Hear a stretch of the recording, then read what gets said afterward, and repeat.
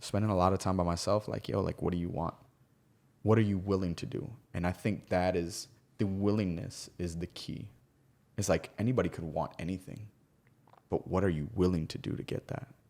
And towards the end of the year, I told myself, through conversations with my girl, through conversations with myself, I said, yo, I'm willing to do and try anything at this point. Without sacrificing any kind of foundational values, I'm willing to try anything outside of the box. I will not and will never sacrifice any kind of values that I have, any kind of things of that nature. Any of my beliefs or values won't happen. But as an artist, I owe it to myself and the individual that have invested time in me, that have invested money in me, to try everything to make something of it, you know? I don't even know where that one is, actually. Only brewery I've been to in South Florida is Funky Buddha.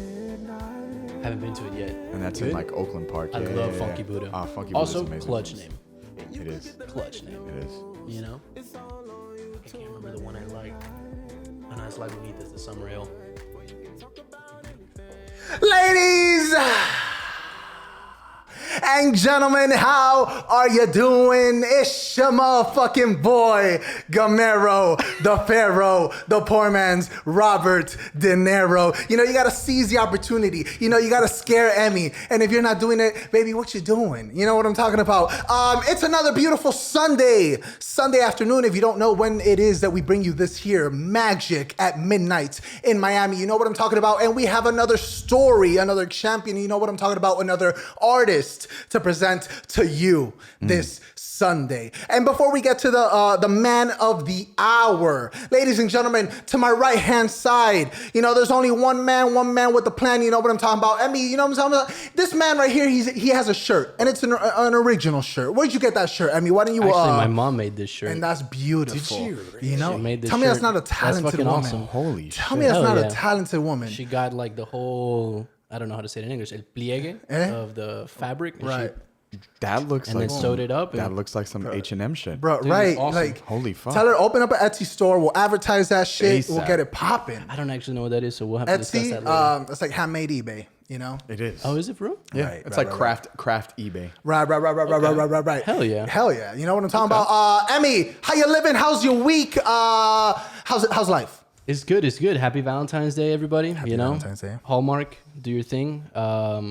Not looking forward to the traffic once we get out of here. Right. Everyone's gonna be going to dinner. Were you a fan of the Super Bowl? How'd that played out? 'Cause I know you're big. I mean, it was football. Tom Brady did his thing. It irritates me to say that you earned that Super Bowl, so fuck you for making me say that. Fuck you. Mahomes, though. Did you watch the game? I did. What the fuck with that? WTF. The guy. What are we doing, dude? What's happening? I mean, it looked like he glitched in a video game. It was completely perpendicular. Guy's amazing. Lobbing him, dude. What? You know That's what I'm amazing. talking about. Ladies and gentlemen, and that's Emi. That's Emi right there with an original shirt. Hell We yeah. definitely need the info, need that Etsy store set up. I want to cop one I need ASAP. an You know what I'm original talking about. Behind the cameras, ladies and gentlemen, it's a first time man. You know what I'm talking about. This man right here, he's wearing a hoodie and he's wearing shorts. You know, this man right here, he's got 3 cameras and he's gonna run them. And it's gonna be amazing. And that's Ignacio, ladies and gentlemen. That's beautiful. Ignacio. You know, Let's get some donuts. Let's get some donuts. Right, let's get some donuts. No pressure. And ladies and gentlemen, Hold on, you guys have donuts? I wish, dude. Oh man. You best Dude, believe there'd be a lot of damn. chewing going on right now. Oh, there'd be a lot of chewing. All right, exactly. Exactly. Some of that ASMR, There you chewing go, right there there. This glazed donut tastes really good. Ladies and gentlemen, I am rarely at a loss for words, and today is one of those days. Ladies and gentlemen, the man who is before me, to my left-hand side, is an artist, but a professional artist. You know what I'm talking about? This man dedicates time into his craft. My mom's like, this guy? I'm sorry, I think you have the wrong person on the camera. This man right here, he doesn't take no for an answer. This man right here, he'll go, oh, boom, there's a pandemic. I don't care. I'm performing. Oh, what? There's 7 people. Boom, that's 7 experiences. You know what I'm talking about? And that's 7 lives changed, ladies and gentlemen. And that's, I was one of the lives who was fortunately changed when I was able to experience the magnificent art that this man has created. And so many different platforms of when it comes to the word art. You know what I'm talking about? But we will get into that. Ladies and gentlemen, we have a singer, we have a writer, an author, we have a performer of colossal proportions. Ladies and gentlemen, for the first time in the Midnight in Miami studio, we have Marcel, also known as Ledoux and the Broken. What's going on? Damn, that was a hell of a fucking intro. I try. I just want everybody to know that's listening or watching, it's all downhill from that intro. All fucking That's downhill. our selling point, you know? That was it. Yeah. That was it. All fucking downhill. Turn your closed Yeah. captioning on. The rest of the podcast will be in French. Yep. Je m'appelle Emi. Yes, sir. And that's the entirety of my middle school French. And that's class more right than there. I know. I was going to say more than I know as well. Fuck that. Marcel, Mercy. Marcel, brother, first of all, thank you for dropping Thank you, on guys. by. Absolutely. How's life treating you? How's your Sunday going so far? life is- Happy Valentine's Day, by the way. Thank you. Happy Valentine's Day to you guys. Life is beautiful. I just celebrated a birthday. Come on! Hell yeah. Thank you. You know, it's so crazy. As I get older, I think I start to and gain perspective, start to look at Valentine's Day differently. You know, I hate that we've moved away from the purity, and I think we talked about this pre-recording, the purity of Valentine's Day, and we've kind of commercialized it, but also have measured love and worth into a specific holiday. So my distaste is still there for that, but I've also seen individuals celebrating their kids on Valentine's Day, and showing their kids that love is beautiful and other different forms of love, but also friends expressing their love on Valentine's Day. So it's no longer, from what I've seen, a romantic holiday. So I think I love that, like, you know, and I think we are in a time and a generation that just kind of takes something that has specific traditions and we kind of make it our own, and we say, you know what, fuck why have we been doing this thing for so long? Let's do it this way, and this is going to be the norm from now on. So I love it. I love to see it. So my perspective and understanding and receiving of Valentine's Day has definitely changed within the last few years. So I'm happy saying Happy Valentine's Day. Hell yeah. I like that. Like for example, in Peru, Valentine's Day is like the day of love, but it's also a day for friendship, right? So over there, it was a lot like, oh, you know, you just hang out with your friends and whatever. Right. You know, we didn't have to make 4-hour long lines if we forgot to make a reservation. Lord right? Jesus. God. Marcel, talk to me about, I mean, there's so many projects that you've currently worked on, that you are currently working on as well. One of which I want to get into, dive into right off the bat, is the phenomenal work of art that the man was gracious enough to send us beforehand, and we were lucky enough to be able to take a glimpse at before he blessed us on stage. I'm glad it got here on time. Oh God, me too. I was me stressed too. and I was like, fuck. No, when that FedEx truck pulled up, bro, I was like, bro, it's either the books or an order from the dark market, and either or, I'm happy. So Either one's good for the either Friday, one, right? yeah, either one. Okay. Haikus About You. Talk to me. Talk to me about everything regarding the book. When did it come to fruition? When did you first have the idea that you wanted to branch out into this medium? How did it come to be? It's My Little Pony. Oh yeah. Can't. Thank you. Put Fuck some that respect. pony. Put some respect Fuck on that that damn pony. Put some respect on that damn pony, bruh. Fuck that pony. Also unnamed, so fuck that unnamed Bruh. pony. Legs. Her Exactly, his name, legs. This is legs over here. That's legs, but the pony is called Jedediah. All right. Jedediah. Jedediah. So definitely I fuck just- it then. Some, Fuck Jedi. some Amish pony just hanging out here. Can we get back to the book? Yeah, go ahead. Sorry. You're right. We're gonna get distracted a lot. That haiku is not about me. It's Yeah, about yeah. you.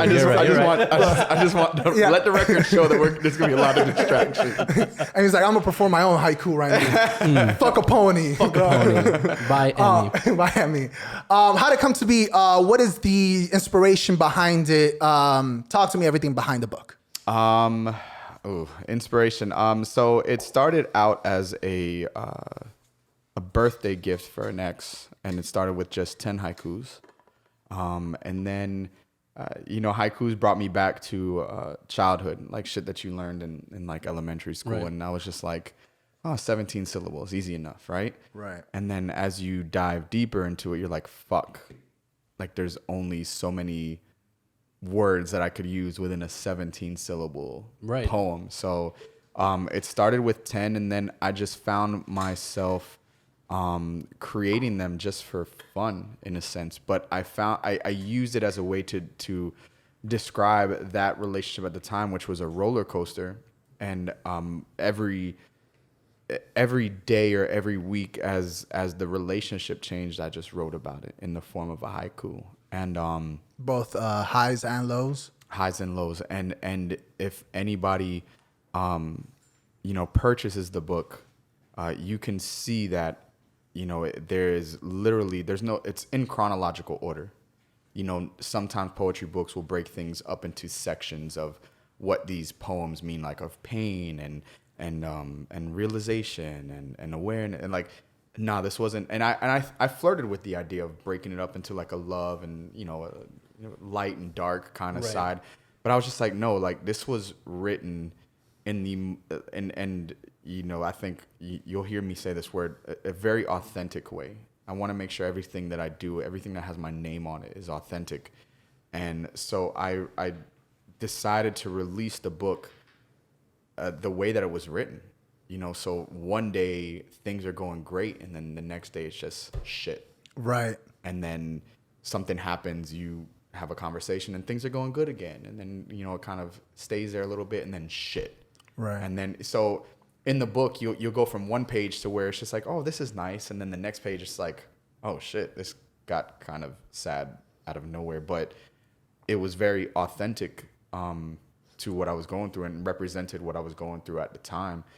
So I got to like 100 and something haikus, and I was just like, holy shit. Like I went back and just counted how many I wrote, and I was like, wow. I was like, what do I do with this? And in a very inexperienced way, I took to like Microsoft Word, and I just typed everything out how I visually wanted it to look like. And typewriter font is something I've always been infatuated with. Typography is important to me. So I did everything in typewriter font. I centered everything. Like I put like a script together. I sent it to FedEx Kinko's. They printed it out in like a binder that was like this fucking big, and everything was on like a single page. And it probably cost like $500 with FedEx, bro. Surprisingly enough, not that bad. I was so glad it didn't cost that much, but yes, it was pretty pricey. And then what happened that day that made me just feel a little bit more confident about it is I went to the studio at the time, and there was somebody there who had actually just finished writing their own book and just finished releasing their own book. Oh shit! Excuse me. So I said it's ironic that I'm here. Like I had this big ass binder with me. I'm like, I just actually printed out this book. Do you mind taking a look at it and reading it? And she was so gracious enough to do it. And she read through it. And she was just like, yo, this is amazing. And, my first question was like, are you sure? right. Are you self-doubt, boy. Yeah, and it's also like, I think we just get used to like just people just saying stuff to just say stuff, right? And it's just like, I don't want to disappoint this person in their face. So I'm just going to say, hey, this is this. And, right. And make it somewhat positive to allow the person to walk away feeling good about themselves. Right. And I was just like, are you totally fucking sure that this is good? And she's like, do you understand what you've written 100 plus haikus? It's like 17 syllables. Do you know how hard it is to capture emotions just using 17 syllables? And I was like, no. Because I'm good at it. You know, and it wasn't even from like a like an arrogant place. I was like, you gave me a framework. You gave me 17 syllables and I have to fit everything. Like, so to me, I wasn't thinking about how hard it was. I was just like, yo, this is the idea that I have and this is how it evolved. And she was like, yo, like, you need to put this out. And I was just like, okay. And from there, years later, like it was just an up and down. Did I want to do this? Did I want to put it out? How do I want it to look?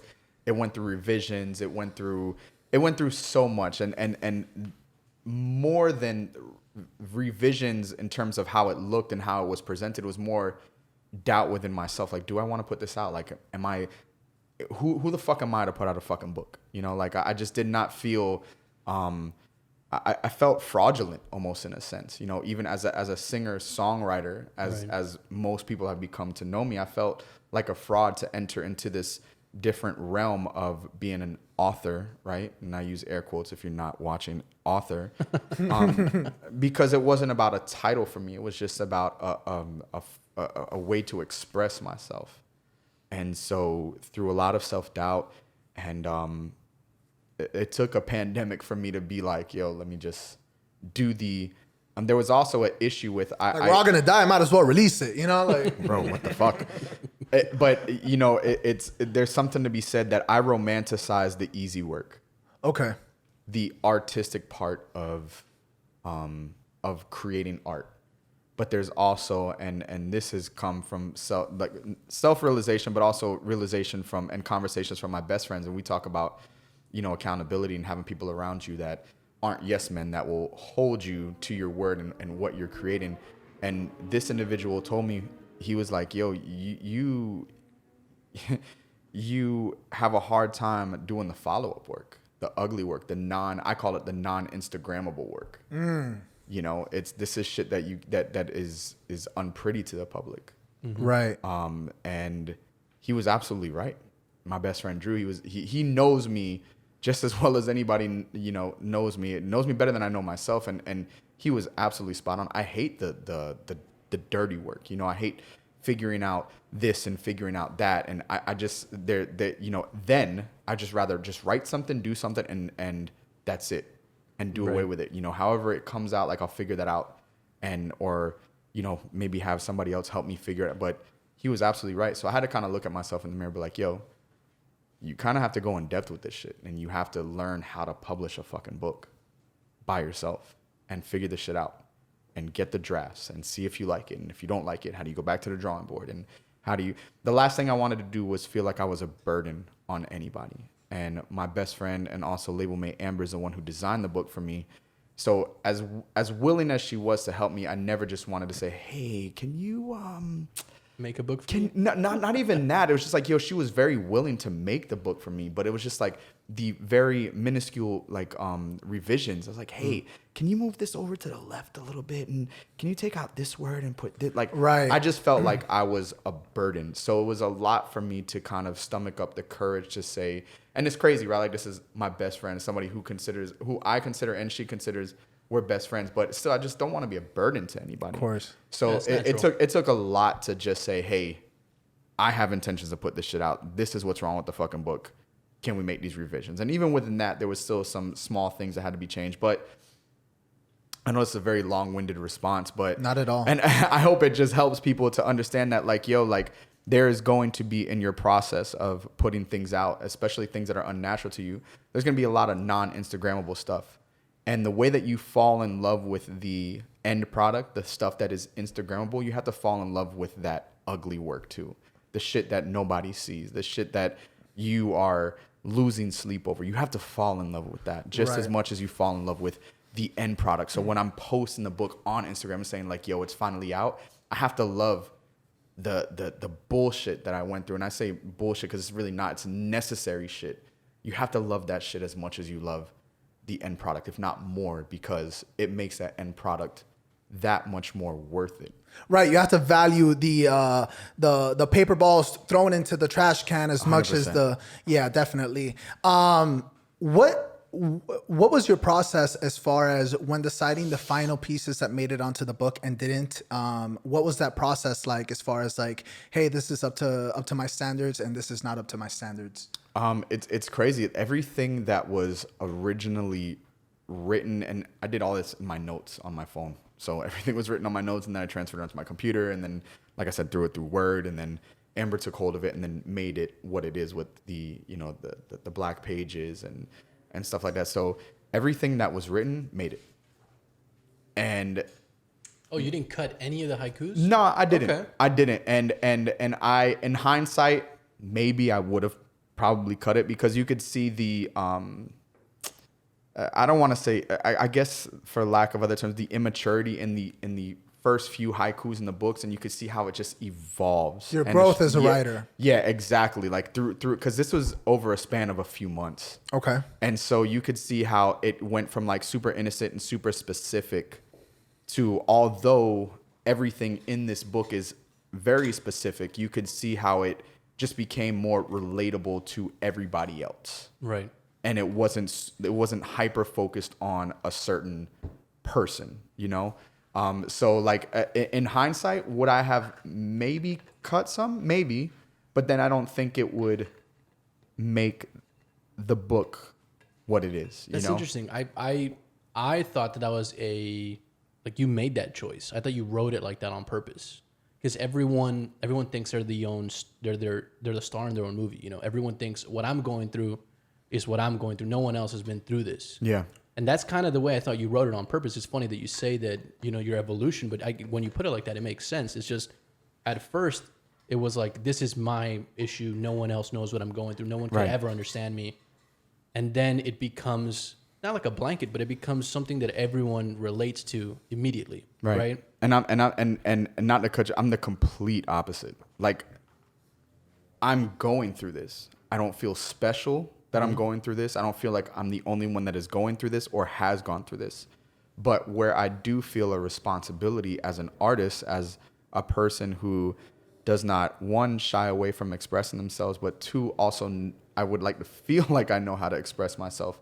I feel I have a responsibility to put stuff out like this, because there are individuals that they go through this every day. Every day somebody's going through this. Mm-hmm. The relationship shit, the ups and downs, the roller coaster, but they just don't know how to express themselves.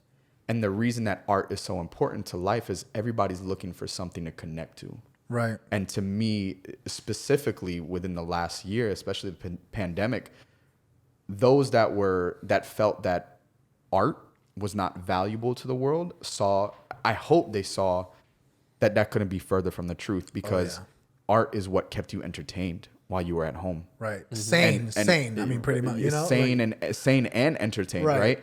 Like from the shows that you watched, the movies that you watched, the books that you came across, the music that you came, like that is art. And if you didn't think that art was important to the world before the pandemic, I hope you have a different perspective now, because it's extremely important to the evolution of the world. So when I do stuff like that, when I put stuff out like this, like, yes, this is very personal, and I have no problem being transparent. I have no problem being vulnerable. But I also feel like, again, I have a responsibility to put stuff out like this, because it's a God-given talent. I've been in these situations for a reason, but I also have the ability to express myself in a world where there's some individuals that just don't know how to process things. They don't know how to process the emotions. They don't know how to use the words to express what they're feeling. And so hopefully when they read stuff like this or they hear the music, they're like, yo, like, I can connect to this without even having to say anything. Oh, yeah. And that's important. I feel like everybody, that's how some of the biggest artists are the biggest artists, because their ability to connect to people through their music, through their lyrics, through the feeling. It doesn't even have to be something that's lyrically like revolutionary. It's just, this song makes me feel something, and it makes me escape from what the fuck I'm feeling now. 100%. You know? Ladies and gentlemen, the book is so raw. You know what I'm talking about? But that's the thing. You open up to any page, boom, you're having an emotional connection. You know, like you really are. And that's one thing that I enjoy about this book is that you can read it either from beginning to end, and it'll make complete sense, or you can put it on the coffee table, bring it up, open it up to any page, and that haiku will resonate. That's crazy. You know, and that's versatile. You know, extremely versatile. That's crazy that you say that. I feel so, and this is where sometimes artists, I think they're just so close to it, because they've made it. It's kind of been baking in the oven for a while, so they're so close to it, so they only view it one way. And I think you told me that same statement the other day, like, yo, like you could flip to any haiku, Right. and it exists and stands on its own. And I was just like, damn. I was like, I didn't even think of it like that. But Right. you say that, and it's just like, okay, cool. It hit you different, Right. and people in this room might not agree with that. Right. They might feel like, oh, I felt the story, you know. And Right. and that's the beautiful thing about perspectives is based on what you've been through, based on what everybody's been through. They're gonna view this book, and they're gonna view the story differently. They're gonna view every individual poem differently. Like, and that's the beauty of the human experience. We've all gone through shit differently. We've all experienced shit differently. And so when you come to something like this, you look at it and it hits you or resonates with you differently, or doesn't resonate with you at all. You look at it like, yo, this is dope that somebody put out a book. Good for them. Right. But it doesn't make me feel anything. Do you find it easier or more difficult to write within the parameters of a haiku, or would it be more difficult or easier to, let's say, free write? That's a great question. I think there's challenges for both. I think there's challenges in writing a haiku. I think there's challenges in free writing, because even in free writing, if you don't have some kind of direction and you don't hone in on what is the end point of this poem, you could go off topic. Right. You could kind of just start rambling, and it's just like you could lose your audience within midway through the poem. So it's just like I have some free written stuff, but there's something specific about that I really enjoyed writing haikus, because again, super hyper focused. Right. You have 17 syllables to drive home a point, to evoke an emotion, to translate a feeling. 17 syllables, you know, and I love the challenge. I love the challenge. And the thing that I love, that some that have read the book and be like, yo, do you know, like, again, going back to, do you know how hard it is to make a haiku make sense? And I'm like, no. and again, that's not from it. And this is where maybe some authors might be like, oh, look at this amateur, or look at this inexperienced person that just thinks that they can do this like that. And that's some gatekeeping shit that I think is fucking horrible. It right? is. It is. But to me, it was just like, yo, like, we live in, you know, I don't want to be the we live in a society kind of guy, but the like, everything is, we consume everything so fast. So how do you keep everybody's attention? 17 syllable poem to me is fucking Right. a great way to keep everybody's attention. That's what I was thinking too. 'Cause Three lines, you so read it and done. condensed. Yeah. You don't have to read the whole book. You come in, like you said. Right. You read one. It's like, wow, okay, that hit me. Because everyone's used to 10-second TikTok videos, 10-second Instagram reel videos. You're in and you're out. Right. You know, to sit down and read a whole book, especially of poetry. Right. Right. That it's not a lost art, but it's an heavily underappreciated art in our generations, and then even more so the younger we go, right? Of course. Because it's like, oh, I learned this shit in school. I don't want to fucking They do don't- poetry yeah. anymore. Yeah. I had to perform some shit when I was in elementary school. I don't want to do that ever again. But then you have something so compact, so But it's also concise to that pick up resonates. something, right? But to also pick up something tangible is uncommon Yes, these days too. exactly. Right. Yeah. Everything is through the phone, and And I how think can that's why consume it? records are Yeah. coming back too.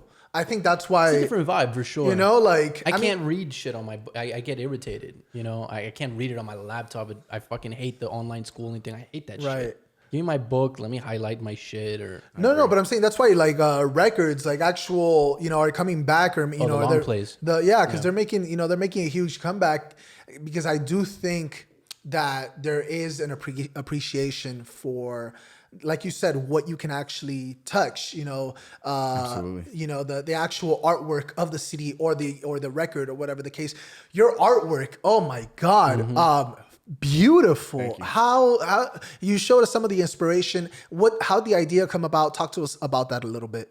I've and specifically the book.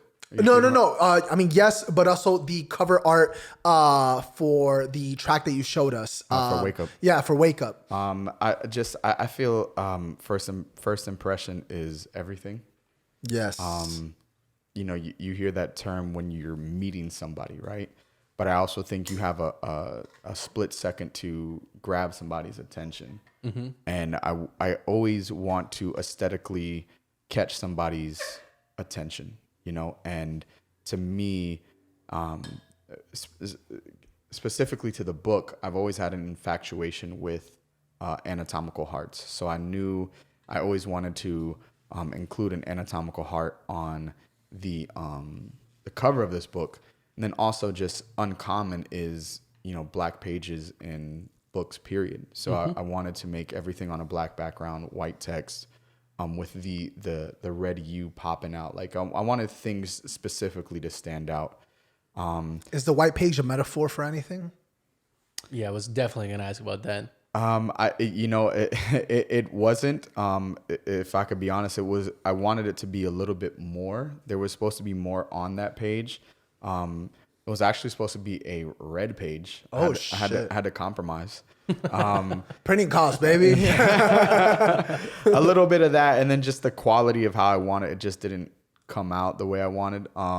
But yeah, definitely printing costs, absolutely, 100%. But yeah, like, and it also serves as like the mid-break point in the book. Like that is like by page number, that's like the break in the point.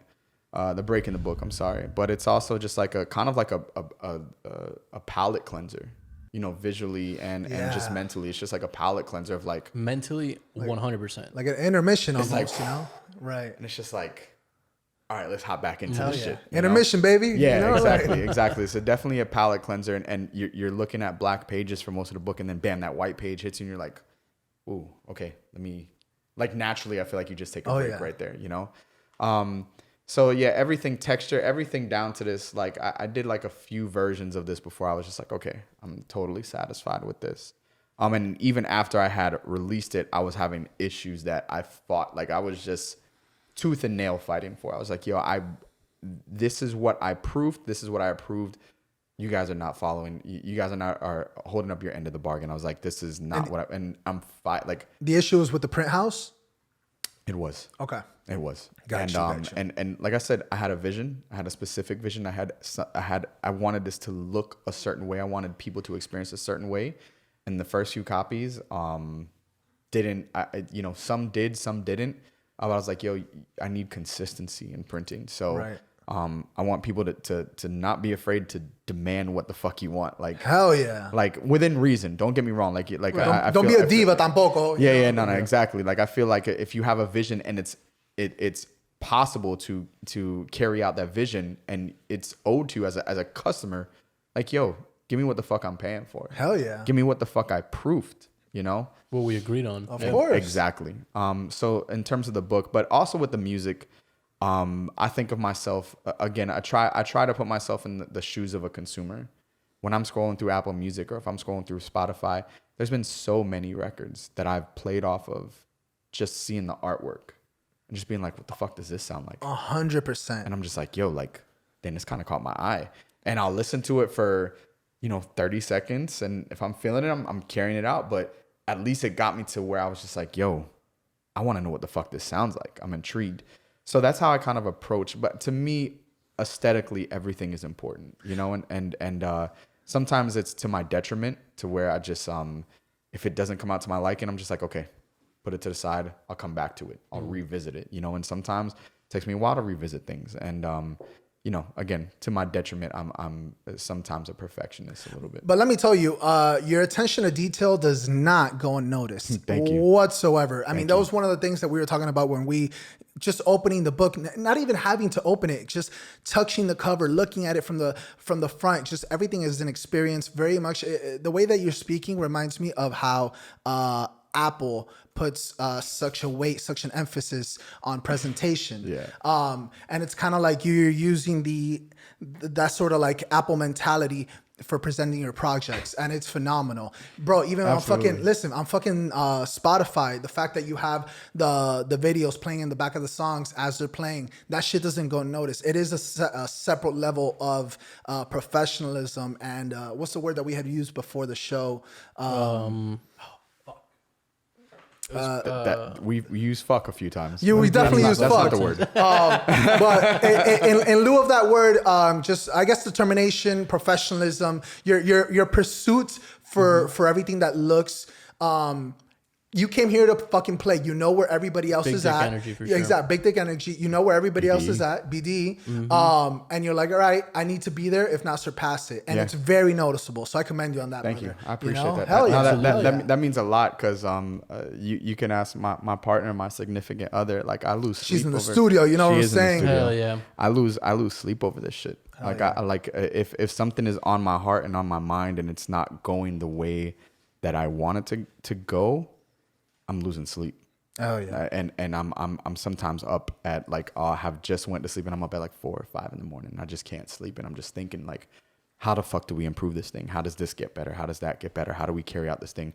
And sometimes it really, really sucks. Like I do my best to try and do everything on my own because to put certain things into other people's hands when they have their own shit going on, it's kind of rough. Yeah. You know, and putting things on other people's time, like what is important to you is not going to be as important to them. And it's like, fuck, like I want you to look at this thing as I look at it and it be important to you as well. But I also understand that I'm nobody. like I'm literally like in the human experience, in the human existence, I'm a blip in the fucking, all of us are just blips in the fucking universe, you know? So what is important to me, I can't expect somebody to be important to somebody else that has no buy-in to who I am, to what I'm trying to do. You know, it's just, you're printing something for me. So I'm just another number on your conveyor belt of customers that are just coming through and you're just trying to churn out other customers. So it's a little frustrating. So that's why I try everything in my power to do everything that I can, I guess you can say in-house or within myself, because again, to expect the same attention to detail or a dedication of time to something that I'm trying to do is unfair. I think it's extremely unfair and I can't expect that, you know? Talk to Very us. reasonable. It's extremely reasonable. Talk to us a little bit about, you had mentioned and actually before I kind of get into the segue, where can people find the book? Where can people purchase this work of art? Ladies and gentlemen, honestly, Haikus About You, I can't recommend it enough. It's a good book to either have at your night table, read it, every night before you go to sleep. Think about what you're grateful for. Think about what you got in your life. Or it's a coffee table book. It's a great conversation piece. Ladies and gentlemen, please cop it. Where can they cop it? HaikusaboutYou.com. That's where you could purchase it right now. I could put it across the bigger platforms, but the bigger platforms are bullies and they take away from the smaller artists. So Facts. Trying to avoid doing that. Right. But I know the exposure is there. So I think at some point it will get there. But for right now, haikusaboutYou.com, you could purchase directly from there. But it's funny. Like I really intended it to be a coffee table book.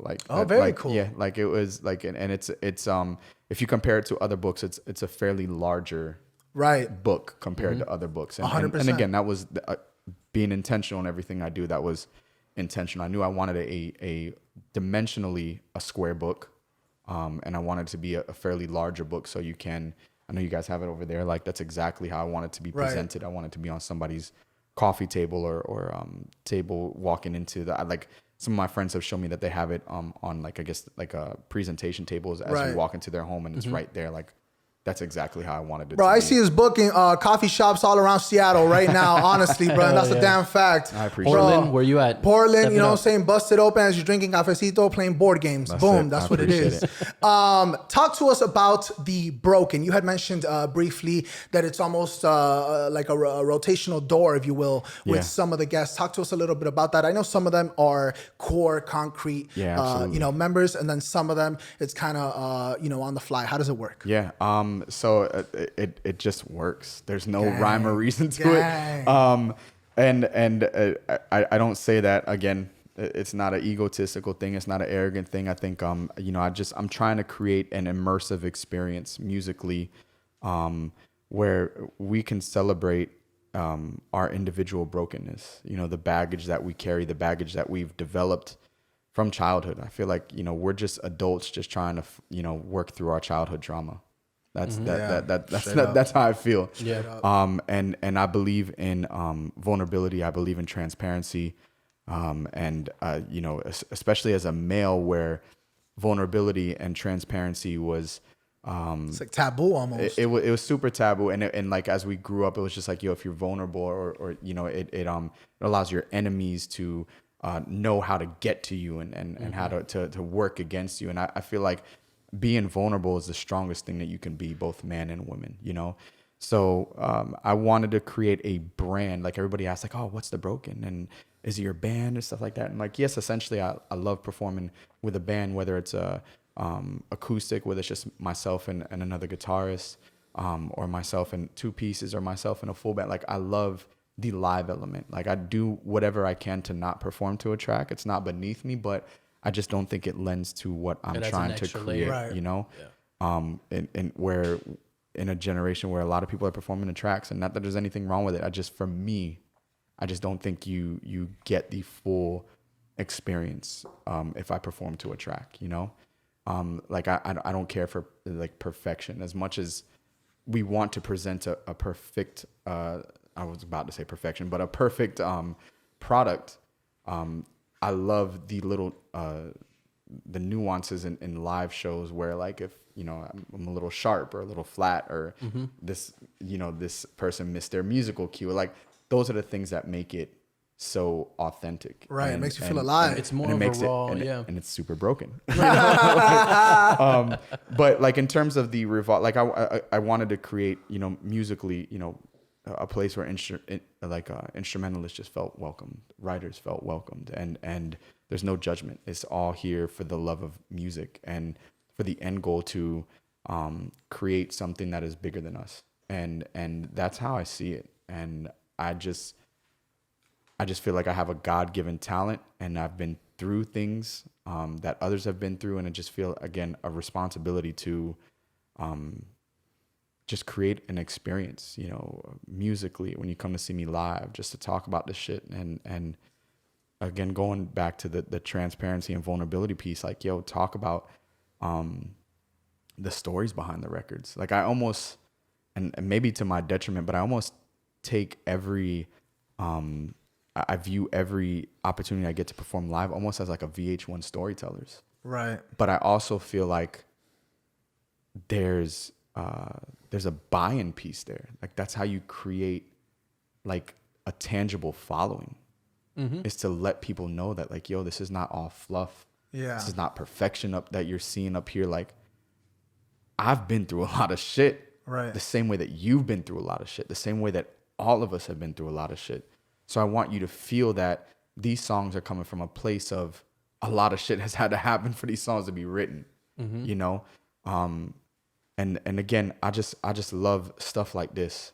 Like the online shit is cool, but experiences like this where we could talk to people and connect with people, where I could touch you, like I could put like that's the shit. Like I was just having a conversation with my best friend about that this morning. Like this is the shit that makes it all worth it, you know? Hell yeah. The online shit is just a layer of what the artistry looks like, and sometimes it's not even a real layer of what the artistry looks like, you know? And speaking of, and touching on that, have you had to have the strong-willed mind to be able to look away from certain comments? I mean, you speak about the online situation.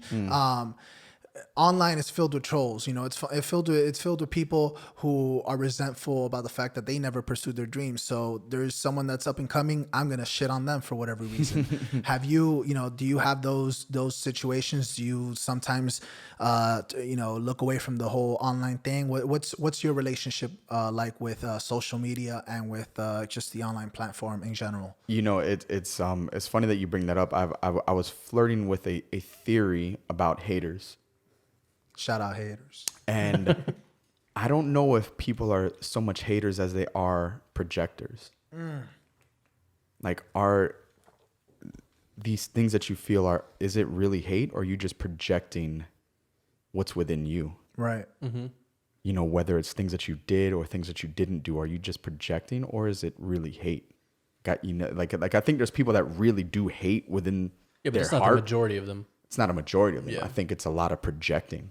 Yeah, of what I think a lot of it comes from. I didn't have the balls to try. Right. I think that's where the majority of it comes from. It could be. It could be. But again, working theory. I'll get there. I'll do my dissertation on it later. That thesis, boy. But I can't say I don't know if I've gotten to the point where I've had haters or negative backlash or anything like that. Everything for the most part has been super, super positive that I've seen. You know, if there's been anything that has been negatively said about me, it's not to my knowledge, and that's not for me to comment on, you know. And so apart from the online forum, how do you deal with, let's say you're having a performance and the frustration of possibly, someone in the audience is either on their phone, they're not paying attention. Does that get to you at all? Not at all. It doesn't. It's something. It's before I step on a stage, it's a switch that is flipped in me, and I go into super performer mode. Whether it's acoustic, whether it's with the full band, whether it's with a half band, it doesn't matter for me. I know I'm there. I might not be there for everybody. I know I'm there for myself. I know I'm there for the individuals that are performing along with me that believed in this thing enough to take the time out of their life to do this with me, you know? Yeah. So I owe it to myself. I owe it to them to be the best that I can be, you know? If somebody wants to be on their phone, that's fine. That's cool. They just won't receive the experience. And that's facts. I might be there for, if it's a room of 10 people and 5 are on their phone and the other 5 are not and they're focused, I'm catering to those 5 people. Hell yeah. And that's not to say that, you know, if those 5 were to come up to talk to me after and be like, "Oh, you were great," and I'm like, "Oh, well, you were on your phone." So how do you know? I'm not going to be that guy. How great am I really? You know? Right. Like, yeah, how great was that Instagram score? Huh? No, I'm not going to be that guy. But it's just like, yo, like, I'm also here to just prove myself wrong. Prove other people wrong. And I feel like that segues into, I was talking about this the other day, celebrating all your small accomplishments, you know, because behind those small accomplishments were hundreds of losses. Hell yeah. And maybe more lessons than losses, but to obtain a small accomplishment it's something to celebrate. It's worth celebrating. But again, I feel like we've been told, you know, don't celebrate too early, yada, yada, yada. Like, it's like, yo, like, I know the end goal. Yeah. I know the end goal, but this is just one notch up on the belt we took a of step getting today. to and that's it. And, Right. and it deserves to be celebrated. Hell yeah. Are we content? Hell yeah. No, we're not content, but God damn it, we put through, like, just think about all that goes into an artist's first single. Think about everything that goes into an artist's first single. You're going to celebrate that shit. Hell yeah. Because there's so much, specifically a first album, depending on when that artist puts out their first album, that's X amount of years in the making.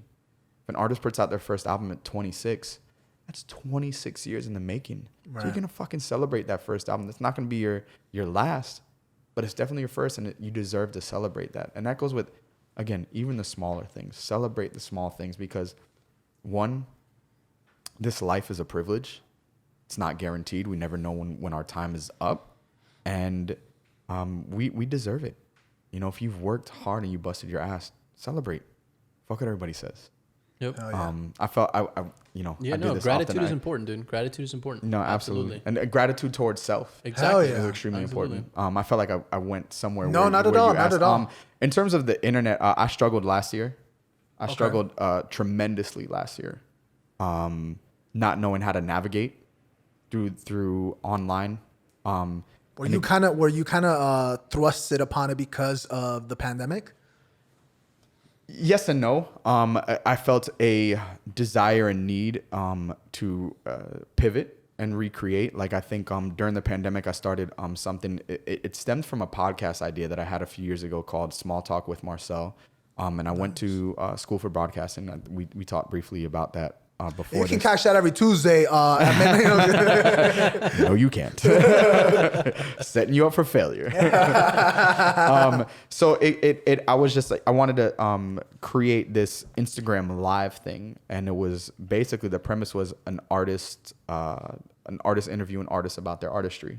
Cool. And it wasn't it was not I guess, constricted to just music art. It was everybody. It was content creators, dancers, DJs. It was if you were a creative, you were being interviewed about your artistry, you know? Right. And it did well. Like there was some things that, some lives that did well. I think, you know, in hindsight, looking at it, I think I did too much in such a short period of time where I kind of burned myself out.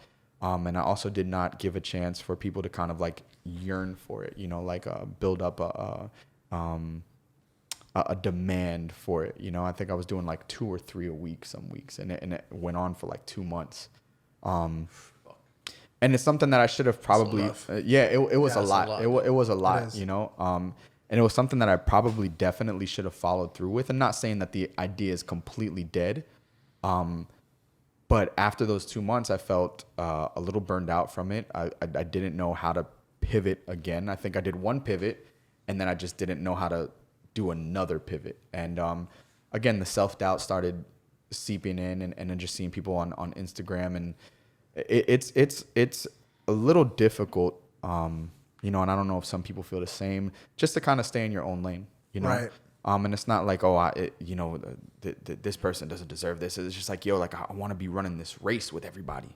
But then you have to get to a point where it's just like, yo, their race is their race. Your race is your race. And that's all that fucking matters.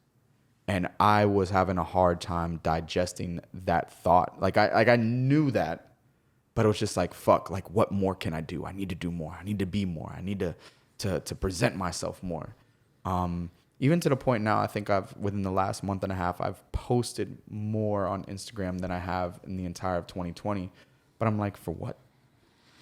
Like, I feel like I'm just posting pictures of myself. And this is where content creators come in and talk about making engaging content with your fans or your audience and stuff like that. And it's that in itself, being a content creator is and a marketing individual is an art. Right. Yeah. Like it's a job, very much so, but it is a fucking art to do. Like, how do you create content that engages, that gets people to come and see what you have going on and see what you're doing and stuff like that. So, with all that said, like 2020 for me, it was just a lot of up and down, like just a lot of feeling good about myself one day and just not feeling good about this the next day, and then up and down, up and down, up and down, and just a lot of self-doubt that crept in to the point where it's just like, I don't know if this is for me. Like, I don't know if I'm built to run this race, you know? And you know, a lot of conversations with, you know, my girl and within myself, spending a lot of time by myself, like, yo, like, what do you want? What are you willing to do? And I think that is, the willingness is the key. It's like anybody could want anything, but what are you willing to do to get that? And towards the end of the year, I told myself, through conversations with my girl, through conversations with myself, I said, yo, I'm willing to do and try anything at this point. Without sacrificing any kind of foundational values, I'm willing to try anything outside of the box. I will not and will never sacrifice any kind of values that I have, any kind of things of that nature. Any of my beliefs or values won't happen. But as an artist, I owe it to myself and the individual that have invested time in me, that have invested money in me, to try everything to make something of it, you know? And I think that's the point that I arrived at the end of the year. It's like, yo, balls to the fucking wall. Let's just figure this shit out. And let's just fucking go. Hell yeah. Yeah, and to the fans, brother, let me tell you. We got some people in this studio that added you to the Spotify playlist. Right now, immediately. I appreciate it. Thank you. Was there one specific moment that made you have this epiphany? This yo, what the fuck are we doing? It's grind time. Yeah. I can't say. I wish, and that would make a beautiful story, right? Like, I wish there was a specific moment that I could say, like, oh, this or is a conversation or anything. No, and what I love about my relationship with my girl is the constant communication. Is I don't feel like I'm alone in this thing. You know, I have someone who understands the ins and outs of being an artist, the ups and downs, the sacrifices that need to be made. I guess you could say, as an artist, it's very much an entrepreneur life. You know what I'm saying? Like, I might be missing out on certain things, and I have to be okay with that. Like, and that's tough for me to get over because I'm very much a person that wants to be present for a lot of events, you know, holidays and things of that nature. But, you know, with this business, like that doesn't always happen. Oh, yeah. That's just the truth of the matter. And I need to be, as the artist, as the creator, I need to be comfortable with not being able to come to certain things, you know? Right. So I can't say that there was a specific moment. It was just constant conversations about just feeling this way and just feeling like, damn, every time I feel like I'm moving forward, I'm then thrusted backwards. And I'm just like, I'm just trying to persevere, and I'm trying not to give up. And just the constant conversations with her. And I wish there was a specific moment that was just like, you know, that's it. But I think it was just a lot of conversations leading up to I guess you could say an aha moment. But there wasn't like a eureka. Like I woke up and like, oh yeah, this is what needs to be done. No, it was just like, yo, okay, you've been bullshitting yourself all this time. You think of yourself, and it was, if I could be honest, like I was a little egotistical. I had to look at myself, be like, bro, you look at yourself or think of yourself like this, but are you really fucking this? You're not. And people are like, oh, just be mindful of what you say, you know, words and the universe. Nah, I'm not shit. Right. The truth is, I'm not on the grand scale. I am not shit. Right. Do I hear a lot of positive things? Yeah, but for what I want to do, I'm not doing shit. So I have to be like, yo, I have to look at myself and be like, yo, what the fuck are you doing? You know? But I think the fact that you knew that you had the potential for grandness 100%, is what pushed you. 100%. And there was, and what really, I guess you can say sucks is there was a lot of people that believed in me more than I believed in myself. They saw things in me that I can't say that I didn't see in myself, but I was just having a hard time seeing in myself. And then again, just that responsibility for the people that have invested so much in me. Like, yo, I owe it to myself. I owe it to the creator for the talent that I have.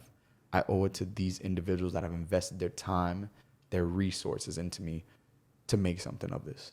Even if we move the needle a little bit, it's all worth it. Hell yeah. It's all fucking worth it. Because even that little bit on a grand scale could be something huge, you know? So I just need to move the needle in my artistry just a little bit. That's it. Damn. Marcel, I wanted to ask if you could tell someone who's never had the opportunity to listen to your angelic like performances, how would you describe your sound? That's a little. It's a little tough. I have to say that these guys did hear some unreleased stuff prior to this. We got that VIP experience, baby. That VIP. And I think you guys can attest that every song sounds and feels different. Oh my God, yes. And I think that just speaks to the thing that just speaks to us as people. We don't like one genre of music. We are an eclectic group of people. And I think that's just a testament to the way that we were raised, the TV shows we watched, the music that we listened to, the shit that we just consumed. It's just, we're all eclectic. So my music, I feel like even just from the 2 singles that I have out now, from Enemy to Wake Up very much sounds soulful, gospel-y, kind of feel borderline country. I think we even released it as a country record. Oh, nice. And Enemy is more alternative, darker, hip hop ish influence. Like, so like even with just within those 2 records, you're like, okay, like there's a different, like, you know, he can take his voice here, he can take his voice here. And then the other records that you'll have coming out, you know, you heard the ballad, and it's just like I want to be able to navigate all these different realms. And I think so many different artists here in South Florida have the ability to do that, you know? So I don't know if I can specifically hone in on this is what I sound like, but there's pop, there's R&B, there's soul, there's country, It's just a good fucking time sometimes. Like, Do you like, are you open to anything as far as like when it comes to sound? Do you go into the studio and be like, all right, let's have fun? I mean, you're willing to try anything when it comes to genres? yeah, no, I definitely am. Even up to, I think I did a session last week that I was trying something different for me that was out of the norm. And halfway in the session, I kind of stopped and I looked at everybody that was, and I was like, does this sound like me? And not that I can't do anything that doesn't sound like me, but does it sound authentic to who I am? And the consensus was no. I was like, all right, scrap it. Let's move on to the next. And so again, I just love having individuals around me that are not afraid to tell me no, that are not afraid to tell me like, yo, this shit sucks, or this is not your best, or it can be better. And it's all for the benefit of the end product. It's for the music, you know. I love the versatility, though. You know, I want to hear a Marcel a yodeling record. You know what I'm saying? A screamo record. You know what I'm saying? Like you need that shit in there. You know? I'll try. I can't say that it will be released, but I will try. I definitely will. Yeah, try. it's definitely. I mean, the way you get to play with the different genres is wild. You know, the way that. That's why I asked you earlier, you know, who composes or who helps you compose the music, because whoever is part of that process really understands your range. Oh yeah. Thank you. Because you own your range very well. Thank you. You know, you sing here and you fucking sing there really well. Thank you. And whoever's not only composing, but whoever's producing and really popping certain elements at certain moments, fucking, I mean, that's what we were talking about earlier when you went to the restroom for a moment. The guitarist, it's wild because it's such a powerful instrument, right? The electrical guitar is so overwhelming. That's why it gets its own solos all the time. Because the vocals, when you put vocals up to your average vocalist, up to your average guitarist, the guitarist is going to win. It's such a powerful instrument. Right. But the way that they bleed into each other, both your vocals and the electric guitar, when it starts to riff, is fucking wild. Thank you. The way that it meshes. Thank you. It's a group effort, man. It's truly like, dude. I don't know if I can take any credit for it, other than just laying vocals down. I think I know what I like to hear. I think I know what I want to hear. But again, just for the sake of the record and the end product and the best product that we could put out there, I'm open to professional opinions, you know? So there's certain individuals that I'll allow in the room, that I trust their opinion, that will lend to the end product and the authenticity of the end product, you know. In terms of the singles that I have out now, there's a gentleman by the name of Jason Robbins, who was the producer and co-writer, and he really he evoked a certain sound out of me and a certain emotion out of me that wasn't there before, and that has kind of evolved to the artist that I am now, that again, lending to the things that you guys have heard that nobody else has heard. Like, he was the catalyst of the evolution of the artist that I am now, to where there's another gentleman by the name of Medicine, who is an amazing producer, arranger, mixer. Like, he's amazing, and he had a hand in mixing. Not even had a hand, he mixed Wake Up from front to start, you know, in terms of mixing and EQing things and making sure this sounded right and this sounded right. And the mix is great. And then you say guitarist, so Pat has played on a lot of the records that you guys heard. My boy Pat. Big shout out Pat. Shout out Pat. Shout out, you know what? The organist and the pianist. That's Elijah. Good Lord. Shout out Elijah. Shout out Elijah. Yeah, it's, and again, it's a testament to the relationship that I have with these individuals. You know, relationship is important to me.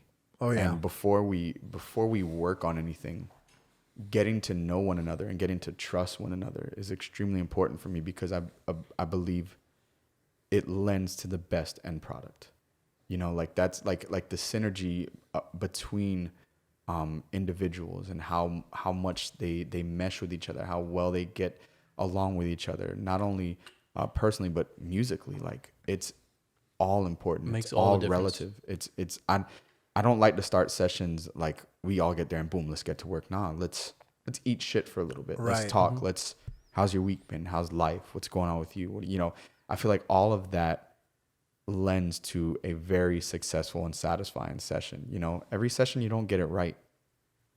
That's a fact. But I think that those relationship building things lend to the overall goal of what the end product is. You know, whether it's that session, whether it's the next session, or whether it's 20 sessions down the line, it's all important to know who you're creating with and trusting who you're creating with. So those personal relationships are extremely important to me, and I feel like they translate well into the music. Absolutely, because you feel that cohesion. Everyone understands where they land, and I mean, it comes together beautifully, dude. Thank you. Is there a direct correlation between when you're recording a song that it definitely brings back either painful memories or, you know, it puts you back in that mind state? Do you always find yourself, or do you sometimes find yourself getting emotional when kind of going back in time in the booth? And if so, does that directly correlate to a good performance? Or do you sometimes think to yourself, damn, I didn't even feel it. I wasn't emotional. I didn't have piel de gallina, whatever. I wasn't into it. But then, you know, you come outside the booth and they're like, bro, that was fucking amazing. And you're like, well, I wasn't into it. Is there a correlation, or do you always know that when you're really feeling it, you know, on the borderline crying or whatever the case, that's your best performance? That's a loaded question. I alluded to it earlier off camera, where I feel like as artists, when you go in the booth, you kind of have to, again, flip a switch and turn into an actor in a sense. Like, what character do you need to be for this record? And to me, it's there's still authenticity in it, right? But you're evoking a different personality out of yourself, one that might have been there in the past, right? And this song might have been from a place that you're not at anymore. But how do you go back there to give the most authentic performance? So I think artists, singers, rappers, they need to give themselves a little bit more credit in terms of being actors. You know, not that they're actors on screen, right? Like that's a lot of work, right? But to go into the booth and say, okay, I need to be in this mindset, and just kind of close your eyes and just, I need to be in this mindset for this record, and just come out and just do it, it's a skill. And it's something that I'm continuously trying to get better at.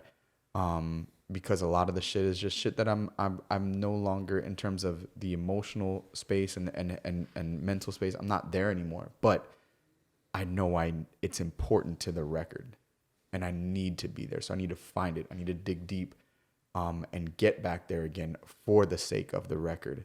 And yeah, there's been many times where I'm like, that shit kind of sucked, and everybody's like, I disagree. I think that was probably your best take or whatever. And then you go back into the room and you hear it through the speakers, and you're like, shit, that actually was not that bad. Right. You know, and I think that's the beauty in creating, is you just sometimes surprise yourself.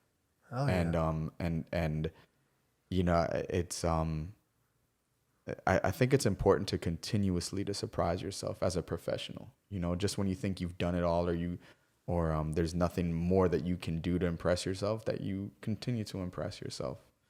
And I love having those moments with myself where I'm hearing something played back to me, and I'm like, wow, bro, you fucking did that. Hell yeah. You know, it's an extremely gratifying moment that I think, you know, borderline arrogant and confident, like, you have to leave room for those moments of congratulating yourself, you know, just of impressing yourself again, just being like, yeah, bro, like, yep, impressing yourself. I like that. Pat yourself on the shoulder sometimes. Yeah, you have to. I think it's important. I think it's important. You know, ladies and gentlemen, every single week we have two segments, you know what I'm talking about, and one of which is actually the movie review of the week. You know what I'm talking about. And every single week we ask our guest, whomever they may be, what is a film, a movie, or a TV show, some sort of media that they've been watching, hopefully religiously, recently, and something that they can recommend to our listeners. Fake Famous. Fake Famous? Yeah, it is a documentary on HBO Max. Okay. Okay. And the premise of the documentary is the the documentary creator and director took 3 regular people, Air quotes. and made them famous. Are you Just follow them serious? around with cameras and all Just creating fake content via Instagram, Oh buying wow. followers, buying comments, and made them famous. Are you serious? I swear on everything, I love it. It was just like, and it's like it's one of those things like I'm watching that tonight. you kind of bro. knew like what goes into this media monster that is Right. Instagram and that is like this lifestyle of influencers and stuff. Right. And bro, it was just like it was rough. It was like, yeah, this shit is bullshit. God. It is bullshit. Oh my God. That reminds me of the one. Which one had you told me about? Social media. Oh yeah. There What's was it one called? on This Netflix about one. social media. It was big. Everybody was watching it. Yes. That one. Yes. Yes. The social never dilemma saw or that. whatever. Social Social dilemma, dilemma. Yeah. I never saw that. That was was very good, good too. too. Yeah. Very good. That was Very good good, too. But Fake Famous. Fake Famous is on HBO Max. HBO Max. Also WandaVision. Ooh. Gang WandaVision. shit, Very right? interesting. Very WandaVision. interesting. Because some people are like, "Oh, I don't like the first episode," and they dropped the off. first episode Dude. was Even the first 2, like until the second episode where things start to like The second half. you're like, okay, Okay. what is this? exactly. Bro, I was out. I was all the way out. But dude, ever since then, turn better up. and better Damn. and better. For real? Yeah. No. Yeah, you give it a chance. You have to. The first 2 episodes ain't shit. Okay. The first 2 They're episodes ain't so shit. bad though. But now that you know, though. now that you know what the Yeah, fuck is yeah, going yeah, on, that's you true. look at those first 2 episodes and you're like, In a okay, different light. that was necessary. Okay. Yeah. Like All right. that was But but no- because you don't know what the fuck is going on and you just get episode 1 out the box and you're like, this is not Is it? I saw the first 15 minutes of the first episode and I stopped, and I was like, I'm never watching this bullshit. Right. Ever again. This Right. is garbage. Right. Thank you. Goodbye. For sure. And then people were like, no, dude, you really just shut the Stick fuck with it. up. Just jump back into stick it. with it. And I was like, all right, dude, fine. And I finished the first episode and I was like, this was garbage. You took more time in my life. Thank you for that. Right. They were like, no, watch the second episode. And then that second half of that second episode was like, what's going on here? It was like, Exactly. pasa? And then the third, fourth episode, you're like, fuck, the first 2 episodes are making sense now. Like but man, I can't stress how. Well, I the mean, first Marvel's it was known for so that. fucking bad, dude. Like it was. Is that Marvel's known for their continuity, you know? dude, It's what ridiculous. I love is after I watched the episodes, just kind of going on YouTube and finding those episode breakdowns of the Easter eggs and the continuity so much. in Oh, it's in the crazy. series in the Marvel universe. So it ties in with the universe? Bro, Oh, and everything. it's very, yes, it as a whole ties into the universe, yes, but there's also very, very small details that tie into the universe as well that if you aren't privy or you're not really looking for it, you will completely miss it. But dude, there is a reason why for me DC will never ever ever catch up or live up to what Marvel does. Ever? Oh, man, it's gonna be tough. They need to commit. And then but Are you but a Hold fan of on. anything DC or no? They need Dark to go Knight? You don't like full- Dark no, Knight? the Dark I mean, Knight trilogy. But see, here's and this But is that's where not really DC. and What do you mean? Exactly. Like to me, Dark Knight Those was are not standalones. right. Dark Knight was not guess. competing with anything, and not to say that it was better. Dark Knight was not competing with anything that Marvel was putting out. Marvel's Endgame, no pun intended. Marvel doesn't have a dark movie. Marvel's Endgame was this entire universe, like creating Right. this universe of these characters. of movies and shows and fucking comic books and And just everything being cohesive and everything like where I felt like DC, it was all just like shotgun. Like they were just trying to take advantage of a moment. And that could have been a lot of their Right. approach, or it could have been a lot of reacting to what Marvel was doing, where Marvel was just like, yo, we're going to move it. And speaking of running your own race and running your own marathon, Marvel said, we're going to do what the fuck we do. And nothing else matters. And Marvel mastered the art of a post-credit snippets. Dude. Everybody Well, was it's- saying post-credits Correct. just Almost for that to the little point where if a movie didn't have a post-end Yeah. snippet, you're pissed. You're like, fuck. Yeah, but that goes exactly to the point he's making. DC, you don't watch the credits. I have No, I don't stayed. think so. I've gone to every Marvel movie. I've also gone to every DC movie to the movie theater, but I've stayed till the lights come on and the record what's it called? The thing. It stops until it stops because sometimes You have trust issues at this point. You're like, I'm because gonna miss sometimes- something. The thing is, the post credit Fucking sometimes it's DC. 2 minutes into it, sometimes Right. it's 10 minutes into it, sometimes Exactly. it's the last thing and then it stops fucking recording, Right. or playing back. So you sit, and you're not the only one, right? Oh, no, you're not you're at not all. some nerdy dude in the. There's another 50 fucking people with you just that sitting are there. waiting there too. They might be on their phone, whatever, but as soon as it comes, like everyone's like, shut the fuck up. Marvel Yeah. or Harry Potter? Marvel.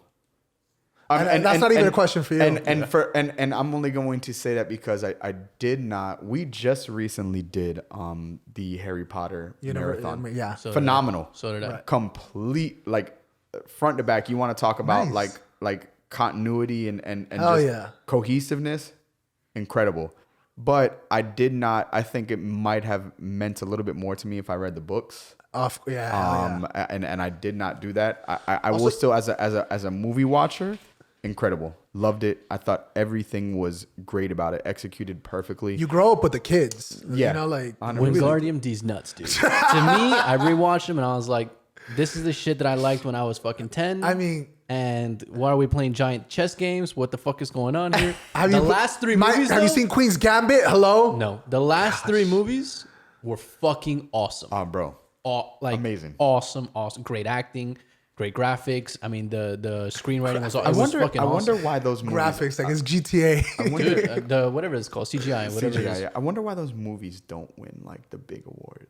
Bullshit. It's what you were talking about earlier. It's just the gatekeepers. We don't want to give it to them. Yeah, I don't like because Which they're- is bullshit. Well, Because I if feel you like look at they're the starting to numbers, appeal right, to the like- younger audience, and I feel like maybe that's why they're. Yeah, but no, the not people enough. that are voting are fucking 70 right. plus. I mean, those movies are only getting voted for like special effects and that sort of thing. They're never Right. voted It's for. bullshit. Yeah, Unless someone dies, like Black Panther. Not the most credible awards, right? Like not the big like Exactly. best picture Best film, awards yeah. and stuff like I think there's some performances within that event, like within the Marvel That were universe. fucking The performances alone for at least give us at least best supporting actor or actress. Right. Like there are some Right. amazing performances in there. especially That's in just the like Avengers, right? It's tough to pick who's the main character. So fine, is. maybe supporting, whatever. it But is. I think it and just and if you Endgame? just look at the records. dude, Yeah. Endgame was like, I remember at the end being like, why am I feeling shit? This is a Yeah. cartoon movie. This is a comic book movie, you know? Like I don't know these people. Yeah, I was like, what the They're not real. dude, it was fucking. Yeah. Oh my god, yeah, those movies deserved more. You know, the score's not there like it should be. DC will always win in score. I mean, that's without a fucking doubt. DC will always win. Marvel has a great score, whatever you want. But Hans Zimmer fucked the world up with the Batman score. Oh, but see, okay. Again, it is a standalone movie, The but they still own that. the trilogy, that Dark Knight trilogy. It's the thing is, it's not a comic book movie. It just happens to be about Batman. But also, It's- Marvel doesn't have a dark movie. well, that's what DC needs to own. They need to go dark and dark as Yeah, fuck. Who's Deadpool? Is that DC? Marvel. Yeah, that's Marvel. That's Marvel? but it's by way of a Sony, I think, owns them, right? yeah, if I'm not mistaken. And Same thing with Spider-Man, I think. Yeah. Spider-Man. Yeah, And then someone else owns X-Men, I think, right? Fox, Fox. I think. Oh, well, they own. That means they own Oh, X-Men. someone didn't want to be mic'd up, and now they got something to say. No, but Sony sold Deadpool to Marvel. Oh, that's so- right. So it's Damn. gonna start coming into the universe now. We're getting a X-Men mic too, next time. because X-Men. If Fox owns them, Disney bought Fox. Right. So that means they've now got you're gonna the X-Men start now. seeing like shit is. So the gonna- only problem is fucking Spider-Man again. Fucking Spider-Man. But I think even still, anyone's Spider-Man. Venom too. They're putting out the They're renting them out or whatever. the third movie under the Marvel supervision, right? If I'm not mistaken, Yes. I think. Yeah. And same with the Venom because they own Venom too. So Like let's everything see. Spider-Man. Let's see what happens. But you see, Marvel is even beating DC at their own game because insane. Venom was wild. I didn't see it. Oh, it was, was fucking good? it was okay to me. You didn't like it? It was, I'm excited like- for this one. Like bro. Tom Woody Hardy. Harrelson? Tom Hardy, great. I think Tom Hardy as an individual actor. Yeah. The storyline. Really? Yeah, I think it's it didn't- I it think it's didn't like do kind of anything like for the me. WandaVision episode, whatever. Now I think it's gonna add up because Woody Harrelson's about to be a mass murderer, and I'm fucking all here for it. Did you watch the new Wonder Woman? I did, and halfway in, I was just like, For real? It was bad. I liked it. I was just like, Wasn't as good as the first one though. The first, you know what, the first one, honestly, I fell asleep during the first one. But I fall asleep during a lot of I'm things. heartbroken, so it's okay. dude. Yeah, it's all right. It's You all really right. enjoyed that one? That's the best DC one. To me, that's the best I DC one. have heard that from a lot Best of DC one. like I've heard that too. objective opinions, like that Wonder Woman is the best DC movie. Followed by the Superman one, but just broke the my most heart that recent? he fucking killed someone. But if we're being technical about DC, the Joker is the best. Oh wow! If we're Like being yeah, technical. If we're being hello. technical, To me, like that one- that's not even that a one falls question. into the Batman category, the Does trilogy. it? Okay, It's a I'm with that. standalone. I'm with that. Because I'm with that. But you separate all the good DC ones, The you're like- problem is it wasn't part of any universe. No, like it was a he's standalone. Oh, you're movie, right. He's right. you know? He's right. It was a Phenomenal standalone. acting. Oh, dude. And then whether you Phenomenal. go, you see, and that's why I went for the Oscar because it wasn't a comic book movie. Just happened to be about the Joker. The Joker. Joaquin Phoenix or Heath Ledger? as in Joker. As Joker? As a Joker. Heath. It's tough. Heath as well. I go Heath. Yeah. I think Heath did a phenomenal job, but I think the fact that he died, It just kind of heightened created everything. more, yeah. yeah. But Great Joker, though. No, but see, so to me, Heath was more traditionally comic book Joker. yes, Whereas Yes. I feel like Joaquin, his character, obviously he evolves into the Joker, but the shit that he was dealing with, I feel like it brought mental health to light. Oh, yeah. So his shit was just like realistic. Bro, that last scene. Oh, the ending was Joker. Yeah, no, At no, the no, that shit was. at the talk show. Yeah. Let's just leave it there. Yeah. To me, Heath, Yeah. out of those two, Heath for sure. The conversation is not Heath or Joaquin. The conversation for me is Heath or Mark Hamill. Heath or I forgot his fucking name. What's The Shining? Jack Nicholson. Jack Nicholson. Nicholson. To me, Jack Nicholson is OG. I mean, Did you he's say Joker. Mark Hamill? Mark Hamill. You remember the He was cartoon? the skinny one. He's That's Mark. right. He's Yeah, Luke Skywalker. Mark Hamill, Luke is the Skywalker Joker. did the voice of He no, you're right. is the Joker's laugh.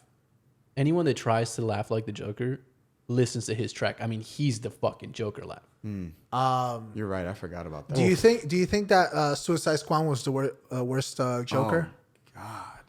I think so. And that wasn't his fault. And he's a though. great actor. And too. It's I- not his fault. I really like as an I actor. Right, he's, he's a a great, great actor, actor. dude. It was just, it's not his fault. I mean, they wrote him like that for whatever fucking reason, you know? Yeah, And it's I so think weird. Jared Leto tried to do the whole, not to say like he was trying, but he's a method actor, and Mm-hmm. I heard like the shit that he did on set and stuff like that. And but yeah. I just feel like the writing of Horrible. Suicide Squad was just He would like give his Lacking. castmates like dead animals and yeah, shit. he For he real? yeah, Hey, he would fucked be with in him. He fucked character. with him heavy. Yeah, he'd be in character. He fucked But up. everybody hated it though. Everybody hate like they're like, But bro, that's because get they're the all, fuck they're over all too yourself. Hollywood, right? Everyone on that cast is way too too big. But that to do that for is that super shit. Hollywood though. To go method actor. But the thing is, they're- but here's the thing is now going back to Heath, is you're living like that was the first Joker post Heath Ledger. So Right. Oh, you yeah, that's hear also true. you hear the stories about how serious Heath Ledger took that role Right. on set, off set. Like he became that character. He had the ticks. So you kind of feel as I wonder if, Jared Leto feels that pressure to live up to without a doubt. everything on screen and off screen. So Without a yeah, doubt. so there is some of that like I don't know if that's super Hollywood or it's more so paying tribute to potentially the best Joker that we've known. That's Yeah. true. It's That's probably, very it's probably true. one of those like I need to put myself in those shoes and then Yeah. maybe push it harder to maybe be, if not better, equal. Yeah, of course. Because that's gotta bear some weight, right? You're the that person was born arguably to make that role. And now I gotta follow him. And that was his last role. Wild. One of the very. I don't know. Yeah, this is very. Movie review of the week is a very long segment. WandaVision and Fake Famous. Fake Famous. How many stars would you give it? Ooh, Out of 5. WandaVision is at, just because of those first 2 episodes, out of Sucked. 5, I'd give it 4. All right. Okay. There we go. Fake Famous. Fake Famous. I kind of want to teeter at 3.5, 4. Not because the content is not good. Like you just kind of have to, even with documentaries, like you kind of have to take those with a grain of salt. Like I feel like they show you what they want you to see. Because they have an agenda. An agenda, right? So even with that, I feel like a lot of the shit was legitimate in it. But what are they trying to? Yeah, what's their narrative? What is their narrative? What path are they trying to guide you on emotionally? You know, so I'd give it 3.5, borderline 4 stars, but it's still like a little bit of an eye opener. Like what are we doing? Like as public figures, as influencers, like what is all this? Like, right. Is it real? Is it fake? Is it? It's a really, really great documentary. All right, check them out. And then also just for I'm sorry, not to cut you off. Just lighthearted. I think I started rewatching shows. I think during the pandemic we rewatched Everybody, right? New Girl and fucking hilarious. I fucking love New Girl. Fucking hilarious. Actually, that was my first watch. Fucking hilarious. Yeah, we did all that. And then I just finished rewatching How I Met Your Mother. Nice. Just started that actually. I'm on episode 3. Oh, so fucking good. Hilarious. So fucking good. Show. And now I'm rewatching Modern Family. Oh, nice. I Hell fucking love yeah. Modern Family. I rewatched it like 3 times waiting for the last season. Now they finally came out. Yeah. So it finally dropped? Yeah. And then in between I keep up with I really like Blackish. I like This Is Us. I heard Atlanta's good. I kind of want to check it out. Atlanta is really, really I great. started on Hulu. Yeah, It's pretty Atlanta's phenomenal. Okay. Phenomenal. Shit. All right. This Is Us. A Million Little Things on ABC is like A Million Little Things and This Is Us are like gut wrenching dramas that like you potentially can cry almost every episode. Oh my god. It's just like fuck. Like why do I like this next episode? Why am I putting myself through this next episode? Hell yeah. Damn. All right. That's what's up. Yeah. That's what's up. Yeah. All right.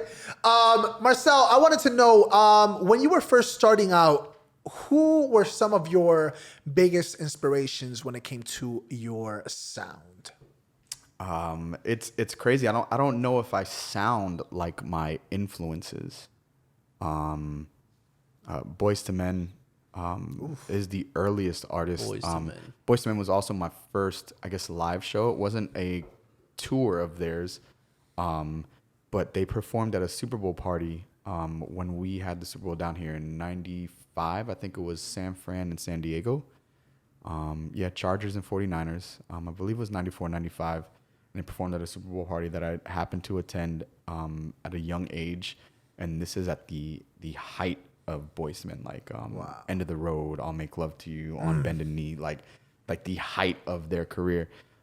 So for me, I really gravitated towards them and that R&B sound because it just, I guess I was a lover boy early, like really early, just lover boy, just them, New Edition, All for One, Keith Sweat, Soul for Real, Candy Rain is probably one of my favorite songs ever. But just, and that even I think comes off the backs of early doo-wop shit like The Temptations, Al Green, like shit like that is stuff that really, even still to this day, I just love putting on some Al Green and just chilling. It's a fucking vibe. Yeah, 100%. Sam Cooke, Otis Redding, like the list goes on. You know what I'm saying? Stevie, like the list goes on. I could totally see you at a Motown concert, just chilling. You know, dude, I love it, and it's tough to say like, and then from there it evolved to another boy band. I don't shy away from it. To me, NSYNC is the. Oh shit, we got a battle The right war now. is starting. Battle Royale. This is where you gotta just Like Yu-Gi-Oh. The Iron Curtain has dropped. It is what it is. We had agreed on everything until this moment, and now a feud has started. Until this, I am a Backstreet Boy for life. Damn. We out there. We're back, baby. The Backstreet Boys are back. I'm more of a Cheetah Girls sort of guy, but that's just me. You know what I'm saying? Gang. Oh yeah, Cheetah You know Girls what for I'm saying? sure. But I Gang mean, shit. that's Cheetah Girls is like child's play. a substitute 3LW since it had like. Did That's it have child's two of play. their members? or- You know? Yeah. No, this is for the elite groups, the Yeah, elite of course. pop groups. Yeah, that's the fillers. You know, Yeah. that's Oh, that my bad, my bad, generational my bad. gap that you I just don't even fill. think 98 Degrees in O-Town could hold a flame to the big boys. Fuck, dude. Backstreet Nah, Boys, but baby. I really I saw NSYNC live a few times, and I just really it just showed how much fun that living a professional music career can be, and what I think I loved about just pop concerts in general is there was nothing that was off limits. Like there was they made fun of themselves. It was all fun, and it was the first moment for me that I was just like, yo, I would love to live a life where I'm doing this, and I get to bring friends on tour, and we get to live this. I was like, sign me the fuck up. I'll give you that. NSYNC was more. They were younger, about the way they carried themselves. They were more. Not childish is not the right word. It's just they were more juvenile. They were there to have fun. I think talk to girls and go out and party. But also, I think if I can, not to knock your boys, I feel like the difference between the two is Backstreet, and I could be wrong. Like I'm here for the receipts. I feel like Backstreet didn't poke fun at themselves. That's what I'm saying. The way they took themselves too seriously. Yeah, and they weren't there for the party, or if they were, it was not their brand. We're all dressed in white. We're all here to perform. We all know the same uniform. choreo, It was very uniformed. Yeah, it was very uniformed. That was the main difference I noticed, because NSYNC was more youthful with the way they carried themselves. They're like, yeah, let's go fucking party. You could tell some of them got on there drunk sometimes. They were just kind of having fun. And that's why they'll never be as good as Backstreet Boys. But that's neither here nor there. But didn't one of the Backstreet Boys member have to take a leave of absence? Oh, I did. And are we calling him out right now? I mean, you want got you, homie. You want to talk about if you throwing shots? Let's throw the shot of all shots. That's the first outing that was that I noticed. Nah, dude, and I'm. That was aggressive. I remember being like, "Whoa, is being gay a bad of a thing? What does that mean?" No, I was really young. All jokes aside, at the time, I remember that episode of TRO where the 4 members came on, and they looked like somebody had died. It was rough. And I was like, what the fuck are they about to announce? Dude. And they announced that AJ had like substance abuse problems. And I was just like, at the time, I don't think, at a young age, it's not heightened the way that it is now. But now, even now, if you were my age then, you know more about it now than we did then. Oh yeah, right. You know what I'm saying? Like it's. Well, we talk about it now. The information is readily available. You could find it anywhere, and it's plus, not taboo to talk about and things. I of that remember nature. when I can't remember his name. When he got outed, was the world fucking stopped. It was like, Lance, wasn't it right? Carter? Yeah. Right? It was aggressive. It was like, what the fuck is where going on? Lance came out as he was gay. Yeah, it was a huge thing. a- Because the boy bands were based on, and that's so funny at the time that we live in. Like back then, boy bands had to be pure, right? Like you had, none of them had girlfriends, and they had to do this, and they had to they look were like Jonas. this. And They set up the Jonas Brothers. 100%. That's exactly what they did. But yeah, so when Lance came out, and it was fucking. I remember being like, what? And he dated Hillary Duff, my ex-girlfriend. You know what I'm saying? But Hillary we Duff. don't like talking about that. Bro, I'll write a whole book for her right now. That's a fact. They're actually my first CD album, the Backstreet Boys Millennium album. yeah. Damn. I gave you guys money, so let's do it. No, but so let the record state, I'm not against Backstreet. No, of course not. It's just you had that playful feud for whatever reason. They built that. They built that. Just to me, like musically, personality, stage show, that just gravitated towards it. But the Millennium album, great, Slap, dude. great, fucking They great. were out there, The bro. Black and Blue album, What's the song where they're puppets? The NSYNC one. that's Bye Bye Bye. Bye, Dude, bye, bye. fucking But that was the whole theme of their jam. second. That was the whole theme of their second album because I remember seeing that and I'm being like, what the fuck is going on? Yeah. Where are the strings? What's going on? That was the whole theme of Hell their yeah. second album, only because I think it was off the heels of a record label dispute. I think that's when that's when they were cutting ties from Lou Pearlman. Oh, really? Yep. So that was on the heels of that, and that's where they came up with the concept of No Strings Attached, and Hell yeah. and then bred into this tour, this Right. monumental thing, which I think Adele just beat their record for most copies of an album sold in a week. I think For No 21? String 21 was the last album. Yeah, I think it was 21 was the last album. 25? Was it 25? Yeah. She's getting old. Yeah, so I think so 20 so they held the record. She's only 25? No, No, now she's now, probably now, like, now what? at this point, I think she's like 30 at this Yeah, point. Yeah, she got to drop another one. but now. she sold 3 point something million copies of her album in the first week. NSYNC had 2.4 in the first week, but they had that record since 2000. Yeah. Is that including streams, forever though? ago. But back, no, I that think didn't if I'm, exist back then, no, well, no, Well, that's why. he's talking about Adele. I think Adele, if I'm not mistaken, I think that's pure album sold. Wow. Hard copy? Yeah, if I'm not mistaken. If I'm not mistaken, That's kind of more Impressive. admirable. Yeah. if I'm not mistaken, I think that is pure copy sold. That's It's 3.3. Now, whether it's hard copies or digital like, copies right. bought, I Yeah, think but it's buying 3. the whole Buying the album whole album. Yeah, is not not streaming. the norm anymore. But 3.3, if I'm not mistaken, but NSYNC still has the best, the highest amount of albums sold in the first day, which is 1.1 million in the first That's day. fucking wild. What do you think? Is it frustrating for you, the return rate on streams for artists? It is. It is. I can't say that I'm at a level where it's and it's crazy. I guess depending on your perspective, like you would think like, damn, if I wasn't getting that many streams, at least let the streams count a little bit more financially, right? Exactly. Like Makes monetarily, sense. right? So yeah, like it doesn't bother me, but I also understand that. Because you get technically,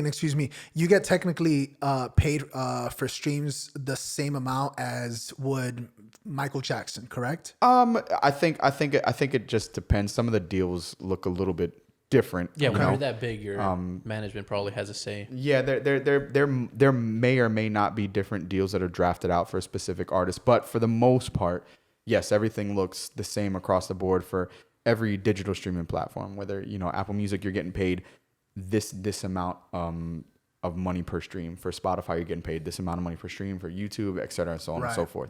But I understand that in this industry, your money comes from touring and merch.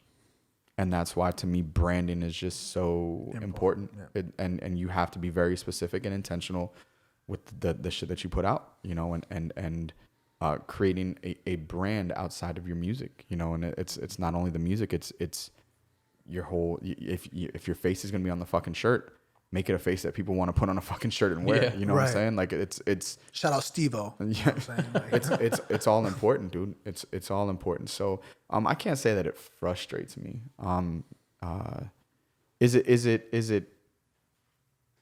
Does it anger me? Yes. Like at my core, yes. But I don't lose sleep over it. I can't lose sleep over it because I understand that there's different streams of revenue within the industry, within the artistry, to be conquered. So I try to focus more on those things that are within my control. Yeah, because with that, it is what it is, dude. Yeah. It's a bigger fucking problem. Oh, yeah. Not to say that I can't be part of the change of that specific issue, but there's other things that I have complete control and focus on right now, and those are the things that I just try to put my energy towards. Hell yeah.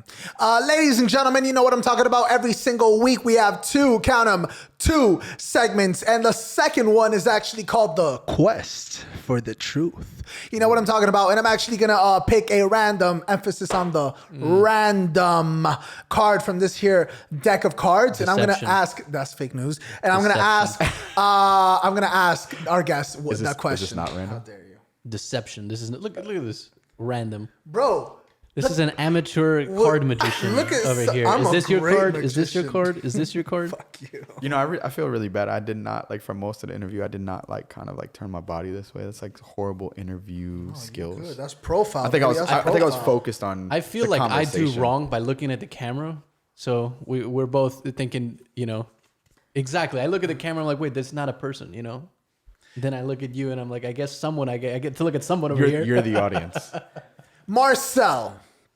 By the way, I have no idea what the fuck is happening. Yeah. Would you? Neither do we. Right? Because it's random. It is random. After he looked through the cards that he picked out of the You're all box. fake news, bro. Would you rather be gossiped about or never talked about at all? Easy. Let the man think. Oh, no. For me. Yeah, got gossiped about. Why? I'm an artist. I'm trying to live a public life. Like, I think Kanye said it. Everybody feels a way about K, but at least they feel something. Right. Whether you love me or you hate me, you feel something. Mm-hmm. So I did something to you. God damn it, that might be better than not knowing who the fuck I am at all. So do you think bad press is better than no press? Because there are people right now with feel very like bad press. The thing is, I don't want to get nowadays, political, bad press but- gets really aggressive. Well, that's what I'm exactly. Because you take a Callan, you take a Crystalia, Crystalia. you know, all these comics who are being now accused of this and this and that, and some of them 100% Or like this are Army guilty. Hammer guy. But hold on now, is that bad press or warranted press? That's the thing. If they're guilty, well, that's the thing. That's the thing. There's no. From what I was seeing, there's no charges. There's no nothing. It's just, Allegations. He did this. So that's the But thing. then you Is get, it just, but then you get justified is a problem. But then you get a case like a Cosby where the evidence is just overwhelming, Correct. in my opinion. Yeah, you Yeah, know? no, of course. I agree with you. I feel like for me it would be probably bad press is probably better. Yeah. Yeah, for the majority of it. Bad yeah. press is better than no press at all. Because then you think Martin Shkreli, he got horrible press, and where's I he? do think of him where's- often. I have no idea who that exactly. is. Where's he at now? I He have had no idea who that is. the guy that raised the prices for the HIV drug, Oh, Pharma bro. his shit's selling, dude. So, It's not his anymore. He got he got it taken away. Oh, well. yeah, but he got into a whole bunch of like legal shit. But that's the thing, like because he was calling so much attention to himself, the feds got involved. They stuck him with some bullshit charge. And then you look at like a specific situation like that. Like you say, he was causing attention to himself. Right. How much of that is ego fucking testicle? Like that's super egotistical. So for me, I don't know if bad press translates into good press.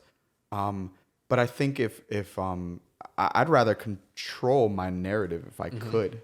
So I'll be honest with you. I'll take the no press over bad press because I feel like with no press, that leaves me in control of my actions. It leaves me in control of the story that I'm able to write. You know what I'm saying? But even that bad press is a result of the actions that these individuals did. And they are negative actions, and some things have a positive or negative reaction. So I'd rather do things that have a positive reaction that I could influence positive press, positive news, not to say that I'm perfect. I've made mistakes. I've hurt people. I've done wrong by people. I can acknowledge that. But I would never want to be known for negative press, if you want to chastise me for being flawed, go for it.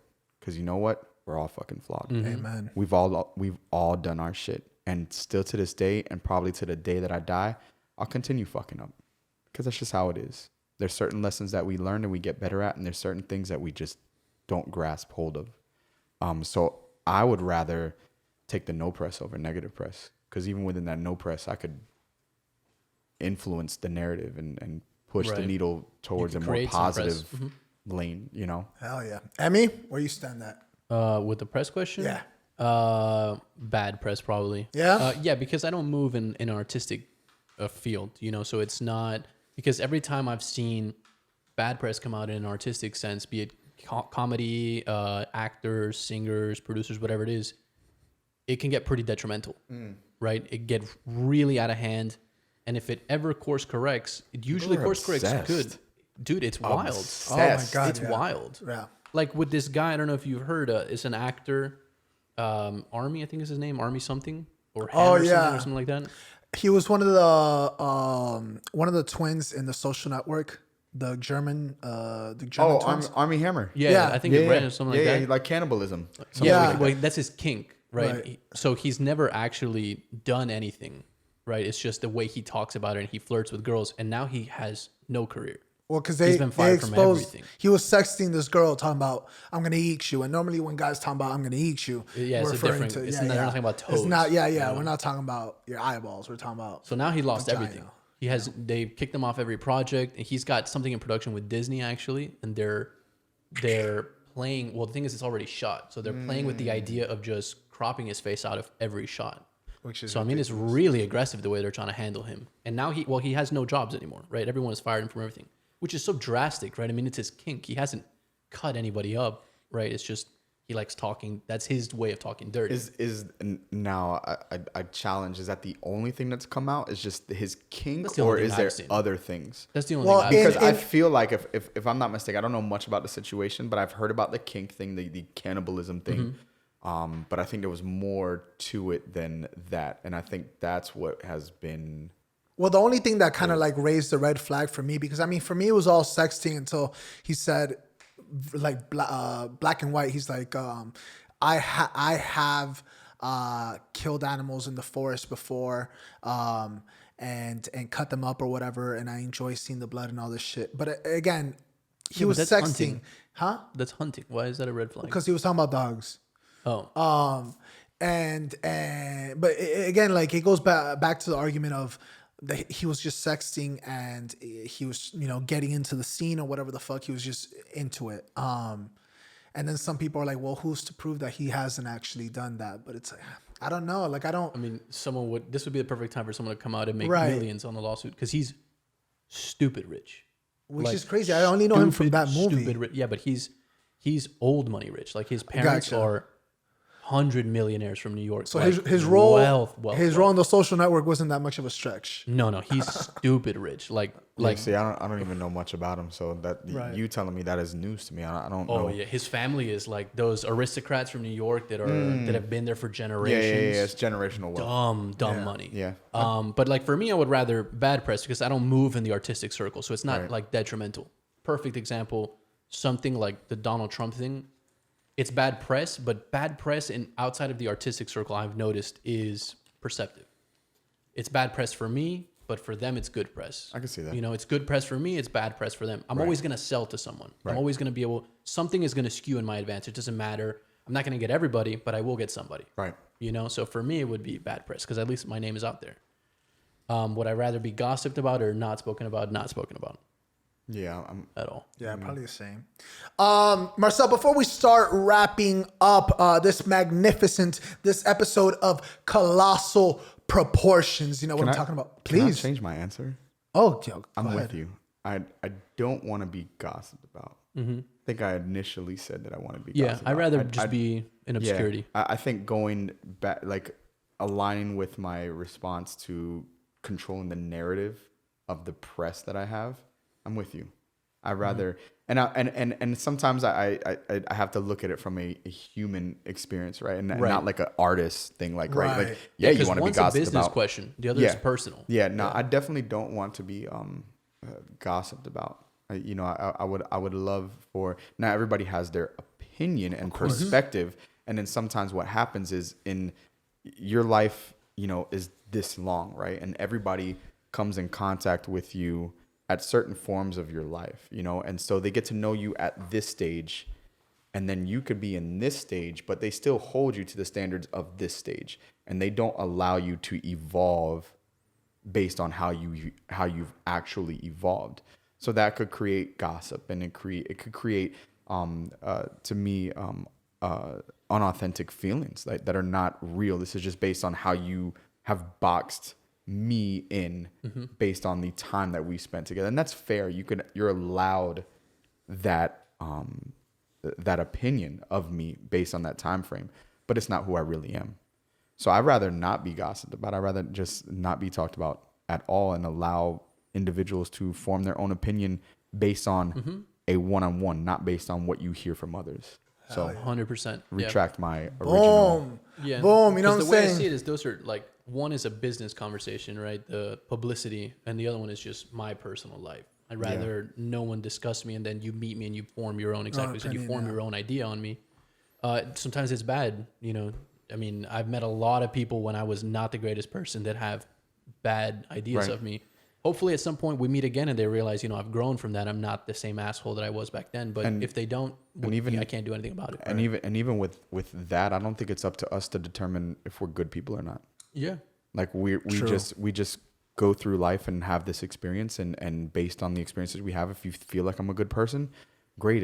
If you feel in that moment or this moment in time I hurt you and you want to look at me as a bad person, that's fair as well. And I'm able to recognize that I hurt you and I apologize for hurting you. But I'm very weary of people that be like, oh, I'm a good guy, I'm a good person, I'm good. Like Yeah, what are you compensating? like it's not even compensated. It's just like I allow me to determine opinion, if you're because I think there's people like I don't know if anybody's good. I think people could do good things. Right. I think it's people are capable of doing good things the same way that they're capable of doing bad things. Right. But does the bad things that you do make you a bad person, or does the good things that you do make you a good person? Like, who's to say, you know? So I just, you know, for me, it's not about, it's just about just trying to do what's right, you know?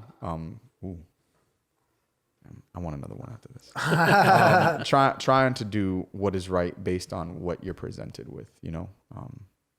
Yeah. Hell yeah. Ladies and gentlemen, we had an episode of colossal proportions today. You know what I'm talking about? Yes, that strength. You know what I'm talking about? Crushed it. You know what I'm talking about? And that's a metaphor for how you crush this podcast today. That. You know, Marcel, before we wrap up, is there anything that you want to leave the listeners with?